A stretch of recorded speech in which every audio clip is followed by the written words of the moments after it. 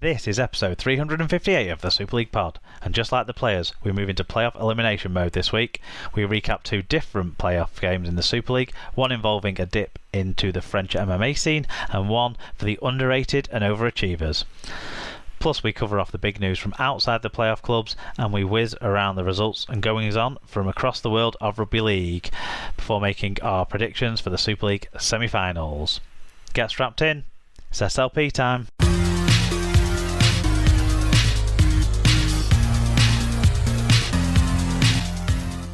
Hello listeners, welcome along to episode 358 of the Super League Pod. This week it is myself, Mark. I'm rejoined by Scoots. Welcome back, Sarah. Hello. There's been quite a lot going on around your club, considering you've been out of the playoff race, but we'll get to Hull FC later on when we talk about some news. But do you want to start? Season ended months ago, didn't it? Well, it's been a busy early off season already, it feels like. Do you want to start by telling us about our sponsor? Yeah, so our sponsor is Rob's Megastore, and you can find a wide range of toys, stationery, arts and crafts ideas, pet accessories, books, and of course rugby league birthday cards. You can search for Rob's Megastore on eBay or find the link in our episode blog post on superleaguepod.com. SLP listeners can use the code SLP10, which is SLP10 at checkout, to get 10% off any orders over £5. Or you can enter SLP discount and give your 10% towards funding SLP's running costs instead. Yep, it's playoff time in Super League and pretty much everywhere else as well now. The Championship finished their regular season off as well.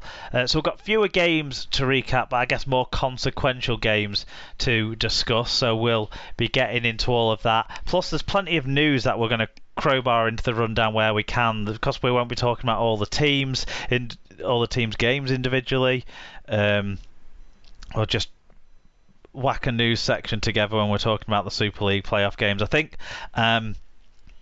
But yeah, if there's anything that we talk about that you want to get in touch with us about, then you can get in touch and get involved at Super League Pod on Twitter and Instagram, or facebook.com/Super League Pod.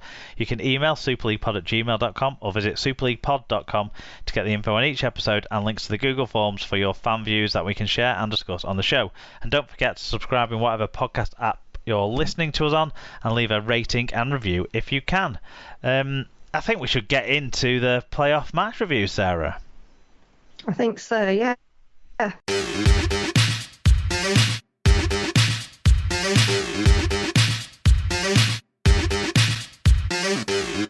Okay, it was the elimination round of the Super League playoffs. I guess kind of the quarterfinals in a way, even though there's only two of them. But it was the first do or die games in the playoffs, and we started on Friday night in France, where it was Catalans versus Leeds. It was 12-4 to the visiting Rhinos at half-time, and they managed to maintain that advantage. They won 20 points to 10 by the end of what was a somewhat eventful game. 9,514 was the strong crowd in Perpignan. James Child was the referee, who was very much tested by the players on the pitch.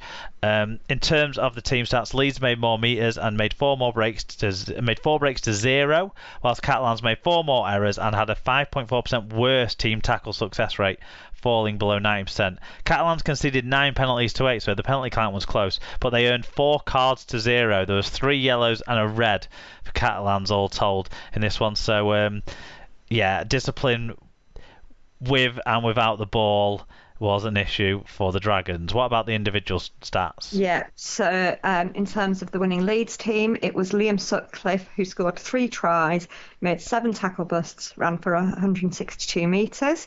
Zach Hardacre with 8 tackle busts and 135 metres. Richie Myler with 1 try assist and 134 metres. And Blake Austin with 126 metres.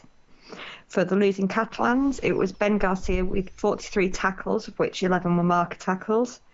Tom Davies, 173 metres. Sammy Cerny-Langy with 152 metres. And Sam Cassiano making 10 marker tackles and 106 metres. Yeah, we start the fan views with Cutthroat Jake. He said, Following that headbutt, I'm expecting Pryor to get banned by the disciplinary board. Disgusting performance from the Catalans fans. They deserve to be relegated as punishment with their position given to Toulouse. Otherwise, Leeds from 5th again for the 3rd time? Question mark, winky face. Dr. Bob says, not quite sure how many players will manage next week after such an effort, and if the Catalan cage fighters will be undertaking dual sports next season within the French MMA scene. Hashtag never in doubt. Hashtag Rhinos of Rowan. Is that... I think that's just him. I've never seen that hashtag before. Esther... No, I have it. Give me a minute to read it correctly. Esther said, James Charles struggled at times, but I don't think Catalan's style of play helped him. Should have got the cards out earlier. Sutty will look good in black and white. Leeds deserve to win, if only for not cheating as much. Yeah. I agree with you, Esther. Leighton Reiner said, Sir, remember earlier in the season when you guys at SLP laughed when I suggested Leeds could still do it? In Rowan we trust.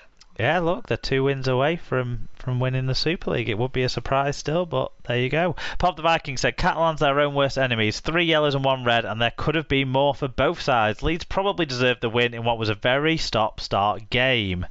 I didn't watch this game live. I was out, and then... I figured there'd been some goings on when I got a tweet saying the automated tweet's gone out too soon, because this game dragged on because the players clearly wanted it to. But when I caught up with it later on Friday evening, I can't say I enjoyed the viewing experience very much. It wasn't a fun game to watch, I felt. No, you did think, come on, we've got a weekend where we're one of the only sports happening. Let's have a spectacle. And no, let's not.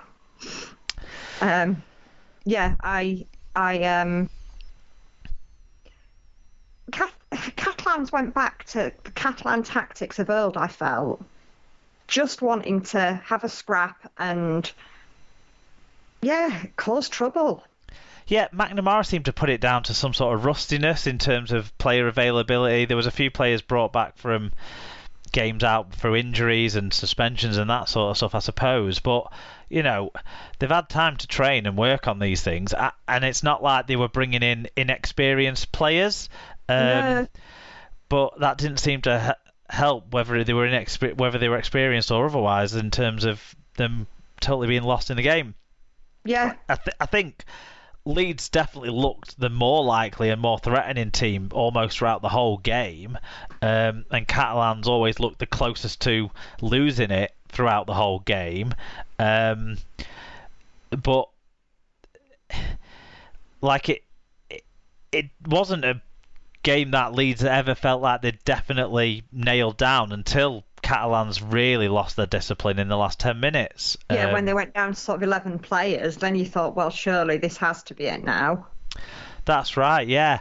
And I don't know, the first half, Leeds had a few chances, didn't they then? Catalans got a few penalties, took the 2s, but normally I would slag off taking the 2s, but I can understand why they did it, because it was when Pearce had his first sin bin in. The absolute, stupidity of him running in like he did to dive on the player. Yeah, completely late. It wasn't even that big of a issue between the two players, I didn't think, that he needed to get so involved in. But Simbin, fair enough, I thought there. And there'd already been a few high shots and a few heated exchanges up to that point. And I think James Child was like, look, before they were people getting heated because they thought a tackle might have slipped the wrong side of the line or what have you. But now this is someone coming in from nowhere trying to take charge of a situation that it's not their job to take charge of. Yeah, and this is it. It wasn't even you could say, oh, well, he was there and he got cross. Well, no, he wasn't there. Yeah, exactly. It didn't seem like there was much of anything too much in it for him to be running over, but, something of nothing really. But so Catalans did eat up a lot of that time whilst he was off the field by taking a couple of penalties, which is understandable in those circumstances. Yeah. But Leeds did score just before they finally broke the Catalans line just before Pearce came back on. So the break through Sutcliffe and then Milo back to Sutcliffe, taking Tompkins' efforts out of play. It was, exactly. And then it was, I suppose, 6-4.